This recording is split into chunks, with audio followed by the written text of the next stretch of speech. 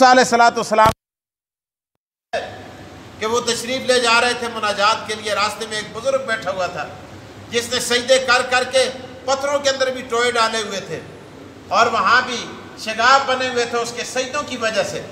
موسیٰ علیہ السلام سے کہنے لگا، تفاسیر میں لکھا ہے کہ جا کر اللہ سے پوچھنا کہ میرے لیے خدا نے جنت کے اندر کون سا مقام تیار کیا ہے۔ موسیٰ علیہ السلام تشریف لے گئے، اللہ تعالیٰ سے بات چیت، تو اس بوڑھے کی بات آج تفاسیر کے اندر لکھا ہوا ہے، حدیث کے اندر محفوظ ہے، اللہ تعالیٰ نے فرمایا مطعمہ حرام ملبسہ حرام مشربہ حرام کیف یستجاب اللہ، کہ جس کا کھانا حرام کا ہے، پینا حرام کا ہے، پہناوا حرام کا ہے، اس کی دعائیں کیسے قبول ہوں گی؟ اس کے لیے جنت میں کون سی جگہ ہے؟ تو ایسے آدمی کا کوئی عمل اللہ کے ہاں قابل قبول نہیں ہے۔ تو عمل کی قبولیت کے لیے یہ بھی ضروری ہے کہ مال پاک ہو۔ پاک کا مطلب یہ ہے کہ وہ مال حرام کا نہ ہو۔ تو بہرحال اسی لیے فرمایا انفقوا من طیبات، خرچ کرو پاکیزہ چیزوں سے۔ آگے فرمایا ما کسبتم، جو تمہاری کمائی ہے۔ کمائی کے اندر ایک آدمی مزدوری کرتا ہے اور وہ بالکل جائز طریقے سے کرتا ہے، مشقت کرتا ہے، خون پسینہ بہاتا ہے، اور وہ تھوڑا بھی آ کے اگر اللہ کے راستے میں دے دیتا ہے، اللہ کے ہاں اس کا بہت بڑا مقام اور مرتبہ ہے۔ اس لیے آگے فرمایا وَمِمَّا أَخْرَجْنَا لَكُم مِّنَ الْأَرْضِ، اور جو چیزیں تمہارے لیے زمین اگاتی ہے ان چیزوں سے بھی تم اللہ کے راستے میں خرچ کرو۔ علماء نے لکھا ہے اس سے عشر بھی مراد ہے۔ اسی طرح اور عشر کے لیے کوئی مقدار نہیں ہے، یعنی بعض دفعہ عشر 20واں حصہ بھی دیا جاتا ہے اور بعض دفعہ 10واں حصہ بھی دیا جاتا ہے۔ اگر زمین بارانی ہے تو آپ وہاں 10واں حصہ دیں گے، اگر زمین جو ہے وہ چاہیے یا نیری ہے وہاں آپ 20واں حصہ دیں گے، جہاں مشقت زیادہ ہے تو وہاں آپ زیادہ دیں گے، 10واں حصہ دیں گے، جہاں مشقت کم ہے بارانی زمین ہے تو وہاں آپ زیادہ یعنی 20واں حصہ دیں گے، یعنی وہاں مقدار کم ہو جاتی ہے۔ تو اسی طرح اگر آپ کی زمین کے اندر ایک درخت ہے، وہاں مقدار متعین نہیں ہے، جس طرح زکوٰۃ کے اندر تو یہاں مقدار متعین ہے نا، وہاں مقدار متعین نہیں۔ سیب کے درخت لگے ہوئے ہیں، ایک درخت پر وہاں 10 سیب ہوئے ہیں، 10 سیب، تو آپ نے ایک سیب اللہ کے راستے میں دینا ہے۔ آپ اگر 10 کے 10 اتار کے، سیب ہیں، انار ہیں، لوچے ہیں، خوبانیاں ہیں، اخروٹ ہیں، اگر آپ کھا جائیں گے تو پھر وہ آپ گویا کہ آپ نے یتیموں کا، بیواہوں کا، غریبوں کا، مسکینوں کا، جن کا یہ حصہ بنتا ہے وہ آپ نے کھا لیا ہے۔ تو اس لیے وَمِمَّا أَخْرَجْنَا، اسی طرح اگر 10 اوڈیاں ہوئی ہیں تو ایک اوڈی، 10 سیر ہوئے ہیں تو اسی طرح اس میں سے آپ نے ایک حصہ دینا ہے، 11واں حصہ دینا ہے، تو یعنی 10واں حصہ آپ نے اللہ کے راستے میں خرچ کرنا ہے، 9 آپ نے خود رکھنے، 10واں حصہ آپ نے دینا ہے، 10 من ہیں، 10 ٹن ہیں، اسی طرح اس حساب سے آپ آگے چلتے رہیں گے۔ تو بہرحال من طیبات ما کسبتم ومما اخرجنا لکم من الارض، اور جو تمہارے لیے زمین اگاتی ہے اور جو تم کمائی کرتے ہو پاکیزہ چیزیں اللہ کے راستے میں، صدقہ بھی کرو، خیرات بھی کرو، عشر بھی دو اور زکوٰۃ بھی دو پاکیزہ چیزوں سے۔ تیسری تفسیر، اور آگے فرمایا وَلَا تَيَمَّمُوا الْخَبِيثَ مِنْهُ، کوئی ردی چیز، بیکار چیز نہ دو۔ یہ نہیں کہ آپ دیکھیں جی جو گندم خراب ہے اس خراب گندم کو دے دو جی یہ زکوٰۃ کی ہے، یہ عشر کی ہے۔ جڑیاں مولیاں خراب ہیں یہ تسی آہو جی زکاتی دین ہے، بھی منڈی والے نہیں کہندے، اے فلانی شے اس طرح اے جناب یہ ادھر نہیں چلتی، ادھر دے دیں گے۔ تو فرمایا خراب چیز کا، ردی چیز کا ارادہ نہ کرو۔ اور پھر یہ بھی حدیث کے اندر آتا ہے، حضور علیہ السلام کے دور میں بھی ایسا ہوتا تھا۔ وہاں اصحاب صفہ نبی علیہ السلام کے طالب علم تھے اور وہ پڑھا کرتے تھے مسجد نبی میں۔ بعض دفعہ یہ ہوتا کہ اس زمانے میں بھی لوگ لے آتے اپنے باغوں سے گچھے کھجوروں کے، انگوروں کے، اور جو گچھا تھوڑا سا ڈیمیج ہوتا، خراب ہوتا، وہ اصحاب صفہ کے لیے لایا جاتا۔ تو آپ نے وہاں گچھے لٹکے ہوئے دیکھے تو آپ کے دل میں بات آئی، تو اللہ پاک نے قرآن کریم کی یہ آیتیں اتار دی۔ اللہ پاک نے فرمایا جن چیزوں کو تم خود رکھنا پسند نہیں کرتے وہ چیزیں اللہ کے راستے میں نہ دو، حالانکہ تم خود اگر رکھو تو تساں کو تکلیف ہوندی ہے، او خو اے دانے دیکھو جی یہ رکھنا دے قابل نہیں، اے کپڑے لانا دے قابل نہیں یہ مڑے کھانا دے قابل نہیں، یہ میرے استعمال کرنے کے قابل نہیں ہے، اور خود تم بڑی تکلیف کے ساتھ رکھتے ہو، تو اللہ فرماتے ہیں کہ میرے نام پہ تم اس کو دے دیتے ہو، بے دھڑک دے دیتے ہو۔ اللہ فرماتے ہیں نہیں، جو چیز تمہیں اچھی لگتی ہے، تمہیں پسند آتی ہے، تمہارا من بھاتا ہے، وہ اللہ کے راستے میں خرچ کرو، میرے نام پہ تم دے رہے ہو۔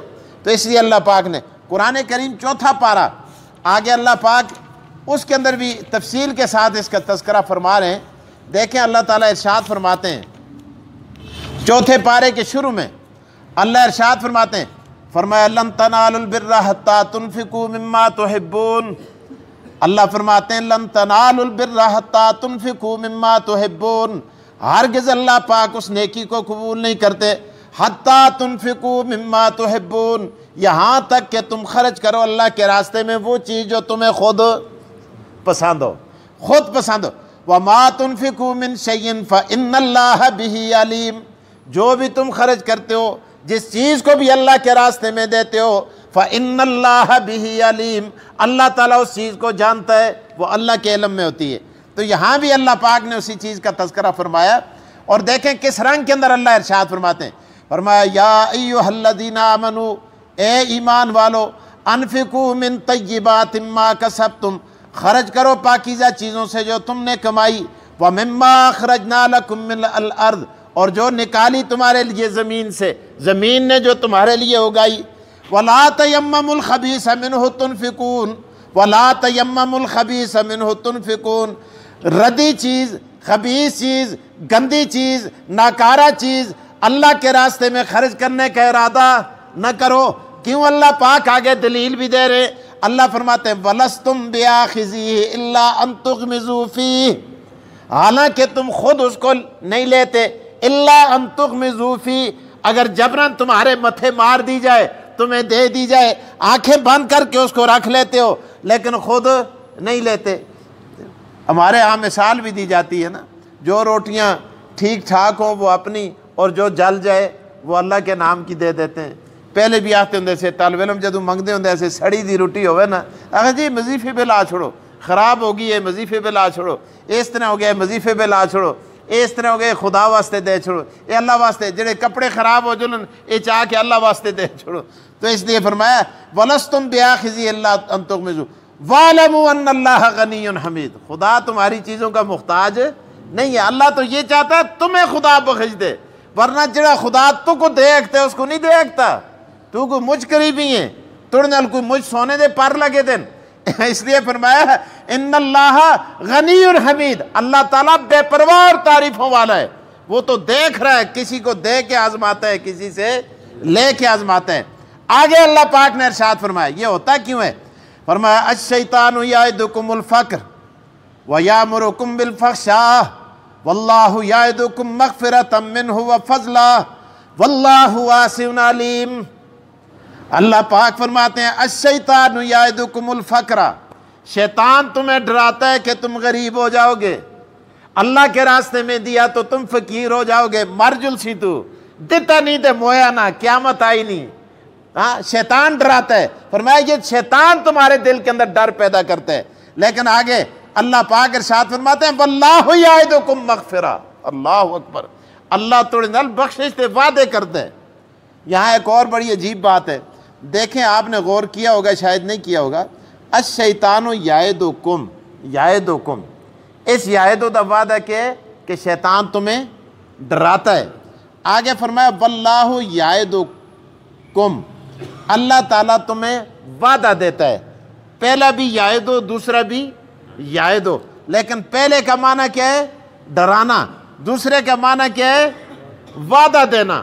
اب دیکھیں علماء کے بغیر، استاد کے بغیر قرآن سمجھ میں نہیں آتا، یہ کوئی کھیل نہیں ہے بچوں کا کہ بغیر استاد کے، بغیر سمجھائے، بغیر کسی کے پڑھائے یہ سمجھ میں آ جائے، یہ بغیر استاد کے سمجھ میں نہیں آتا۔ اب دیکھیں پہلا یعدو، اب یعدو اگر اس کا مصدر ہو وعید، مصدر ہو وعید تو معنی ہوگا ڈرانے کا، اگر مصدر ہو وعدہ تو پھر معنی کیا ہوگا وعدہ یعدو وعدن، وعدہ یعدو وعدن، اگر وعدہ مصدر ہو تو پھر کیا مطلب ہوگا وعدہ دینا، اللہ تعالیٰ کیا کرتے ہیں تمہارے ساتھ وعدہ کرتا ہے، تو مصدر کی تبدیلی سے معنی کے اندر تبدیلی واقع ہو جاتی ہے۔